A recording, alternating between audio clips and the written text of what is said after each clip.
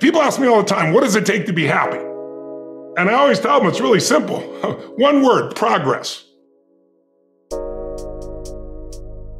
How are you so able to embrace change? And how the hell do you stay this enthusiastic in a world that changes this fast as you get older? Why are you not? Like, so many people are crippled by that. They just want things to stay the same.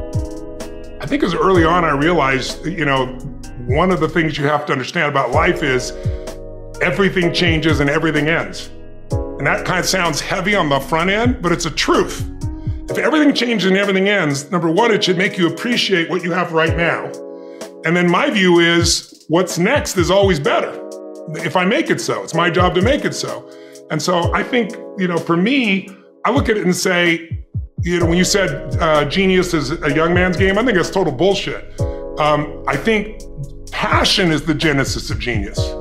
If you've got enough passion, you're gonna find answers nobody else does. But most people run out of fuel, meaning they get tired, they get exhausted, they get burnt out, they get, the law of familiarity. They're around something so much, they take it a little bit for granted. And I've managed to see something in myself that I found in every great leader that I've ever respected, and that is, I value intelligence immensely, but I know really smart people can't fight their way out of a paper bag pragmatically, right? I'm sure you do too. What I see as the one common denominator of people that are successful over a lifetime is the sustained hunger. Hunger is the number one factor. When I see somebody, I don't care what age they are, I don't care what their background is, if they're hungry to improve, to change, to make something happen, well, if you're a student of history, there is a cycle of history that is plain as day. Good times create weak people. Weak people create bad times. Bad times create strong people. Strong people create great times. Most of us have been conditioned not to take a risk. People ask me all the time, what does it take to be happy? And I always tell them it's really simple. One word, progress.